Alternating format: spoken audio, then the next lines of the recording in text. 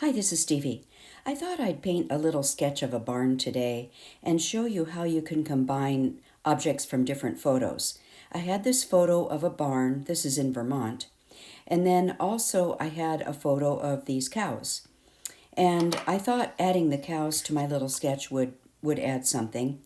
So I went ahead and drew my sketch and added the cows, and now I'll paint it. By the way, these photos were not taken by me. They were taken by a good friend, someone I worked with many years ago, named Charlie Aranavici. And Charlie lived in Vermont for many years, and sadly he passed away last year from dementia. And so this is kind of my little tribute to Charlie. So I'm going to start with the sky, and I'm wetting the sky first, not all over. You can see that I'll skip places, but I just want to get some water up there because where I live here in Arizona, the climate is so dry, it tends to dry really fast, and then I don't want any hard edges. So I'm mixing some manganese blue with cobalt blue, which is a nice sky color, and I'll add a little tiny bit of permanent rose to that. And that just gives it a little bit of a purple tone, purplish gray tone. And this won't be as dark as the sky that you see in the photo. I will suggest some clouds, just like you see in the photo. Not quite as big and not as dark near the barn. You could always go back and add more color to that, more purple color. So anyhow, I'm getting the blue in around on the sky and leaving some white space to suggest clouds. And I'll just kind of work around, and you can see, since my paper is wet, where the white clouds are, those are soft edges, which is really nice to show the clouds. So I'm just continuing to work around. I'm going to have that big tree on the right, so I'm not going to worry too much about that space right now. And here what I'm doing is just softening up some of the areas and removing some of the blue color where I want to show the edges of the clouds. And what I'm doing is wiping my brush on a paper towel and then picking up some of the blue color just to soften those edges and suggest the shape of the clouds. Some of them look kind of pointy, so I wanted to remove some of that. So I'll mix up a little more color, darker color, more and darker. And I added a tiny bit of quinacridone burnt orange, which will gray it down. And that's what I will use for the darker clouds that are close to the barn.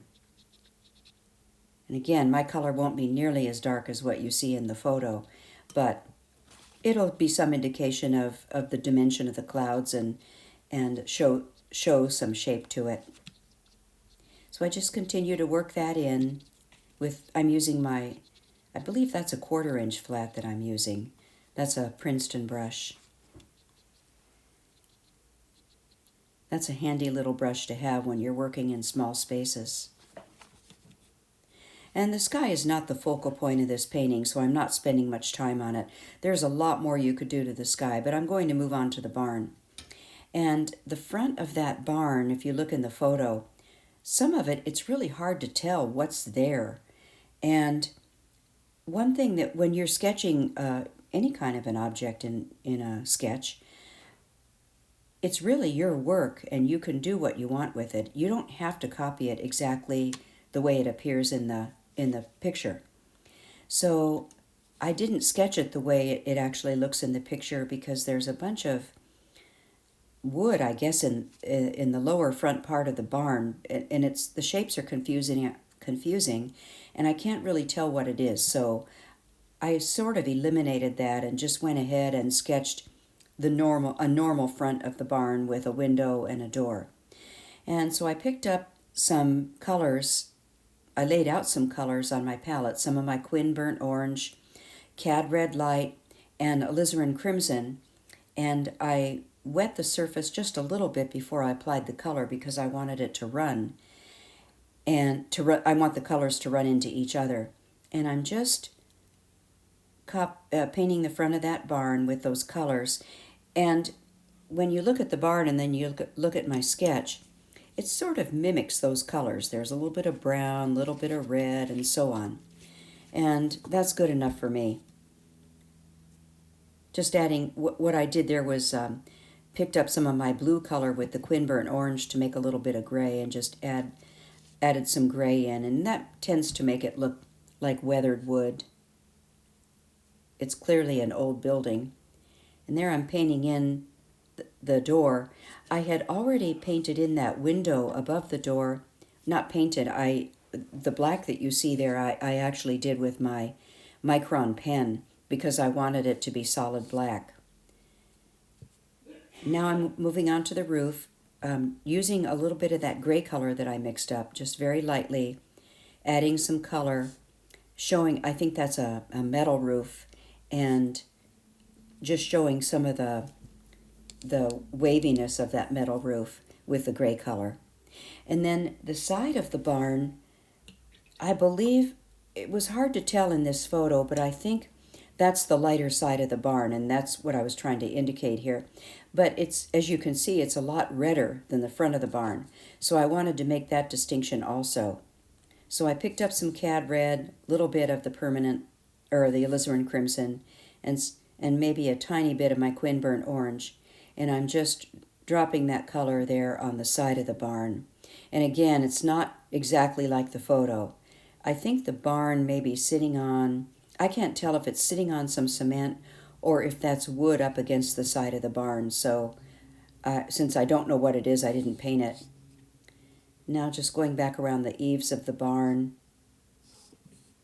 And you know, one thing I forgot, I'm just realizing, I forgot to put the shadow in under the eaves on the left side of the barn. So that's something I will go back and do, but you won't see it in this video. But I would use a gray color, that gray color, to go back in and put a shadow under those eaves. So now what I had indicated was some little steps in the front of the barn, going down from the door, because I couldn't really tell how you got out of that door, if that was a door. So I just kind of made it up. And I made some little steps. I sketched those in and then painted them with a gray color. And now I'm moving on to that big tree on the right. And I'm quickly scumbling in some water first.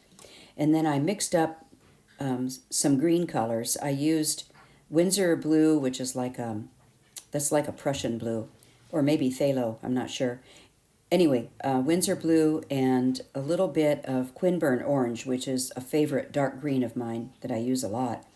And then I also put out some green gold, which is a really nice light color for the highlight side of the tree.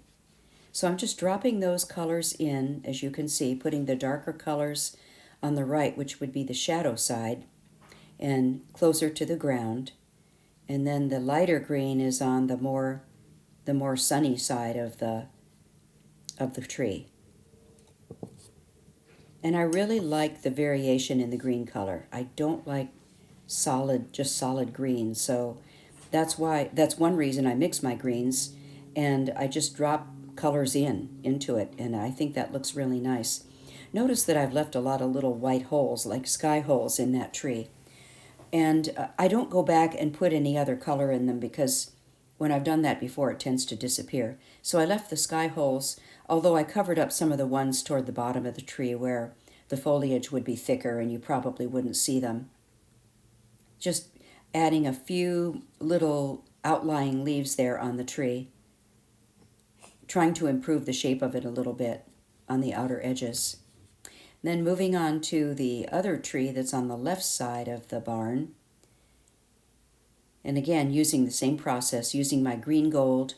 I wet it first and then added a little green gold on the highlight side of the tree.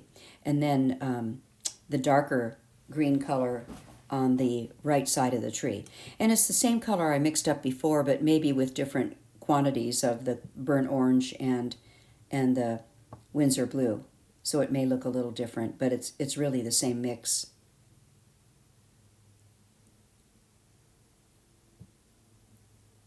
And this is such a quick little sketch. You could spend a lot more time and mix different greens, and I just didn't do that. And there I'm just recovering my little fence post that got covered up with some of the green. I just used a damp brush to do that. Now I'm moving on to the tree on the far left. Same process again. Really the same colors. This one looks a little bit different because I picked up more of the Winsor blue. And I also picked up a little bit more of, or a little bit of raw sienna, just to make this one look a little bit different. Darker toward the bottom where there's less light, and then more color on the right side, which would be the shadow side of the tree, and more highlights on the left. And it's a quick way to get some foliage and trees in your painting.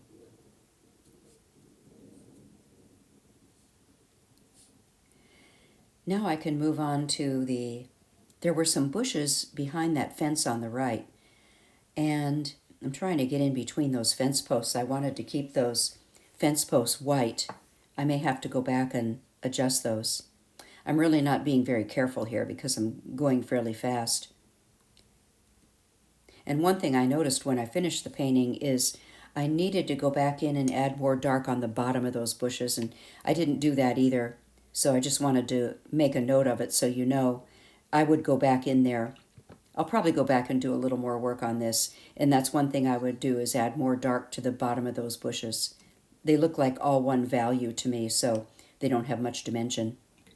Now I'm going to move on to the grassy area right near the barn, right next to the barn. And notice the different planes in this painting. You can see the hills that I drew. There's 1, 2, 3 hills, and I just separated them with my micron pen. And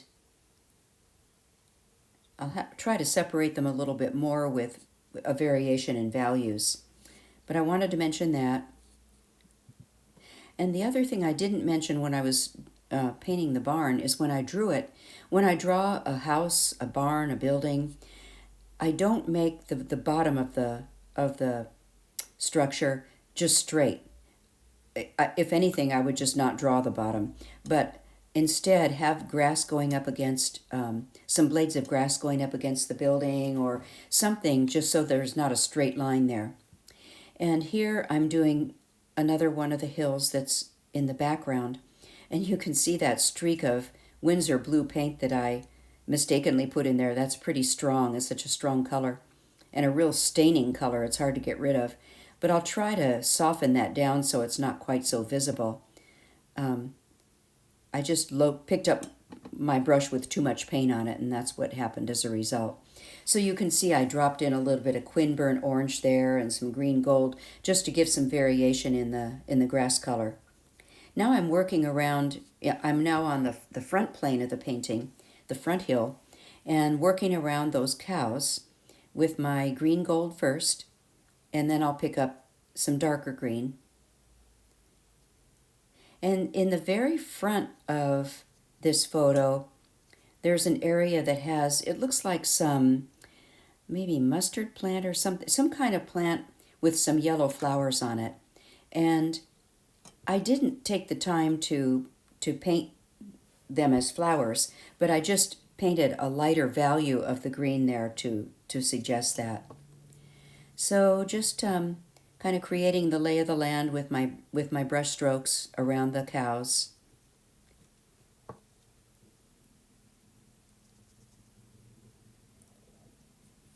Just going back, fixing things as I see them. And that I wanted to make sure there was no hard edge there where the grass stops right underneath the cows, so I wet that a little bit.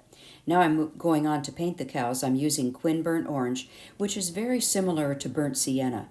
I just use that in place of burnt sienna. So in case you're wondering, you don't know what that is, it's very close to burnt sienna.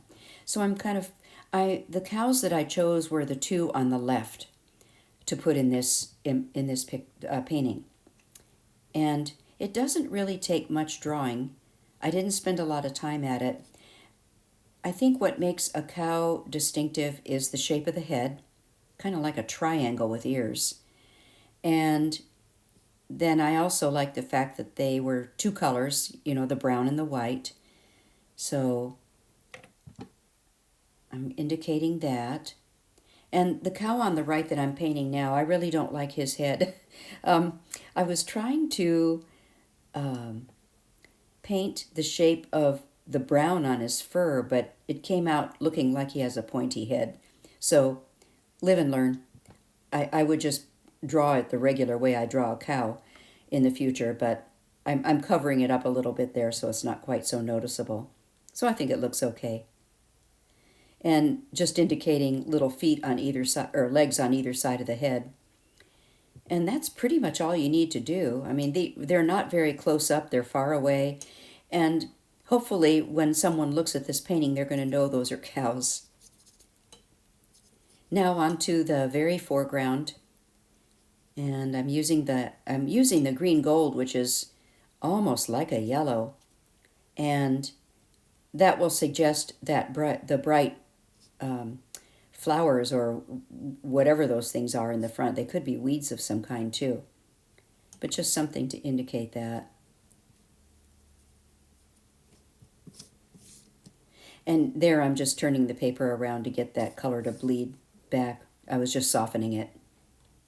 And one thing I've noticed as I let this piece dry is I must have been using too much water and not enough paint, because look how weak my color looks in some areas, like coming down from the barn steps. That looks really weak. And so I needed to go back in there and add more color in certain places. The big tree on the right also, it just really lightened up a lot, and that's the result of too much water and not enough paint. And when you have, sometimes you have to wait until the next day before you really see that. But take the time to go in and fix it. Here I'm separating those planes with adding a dark color on that back plane, and also I'm trying to match that streak of blue color that I had there and make it less noticeable. So I was able to do two things with that. There I'm going back in, getting some more color there by the barn. And just want to mention again, those little bushes that were between the fence posts on the right, I should go back in and darken those too, because you can't really distinguish them from the grass that I just painted. All little things that you notice after you finish and stop to take a look at it. Anyway, I think the cows are cute, and it was a fun little painting to do. It's great practice if you are just getting started painting buildings. This is a good one to try. It's just 2-point perspective, pretty easy to do. There are lots of videos on YouTube that talk about two-point perspective and how to do it. Just getting a little more color in the front there. I wanted to darken the very front edge of the painting, the bottom edge, just because I didn't want that light color just going right out of the picture. But that's pretty much it. I think for now that's done. Except for the things I mentioned that I'll go back and do off camera.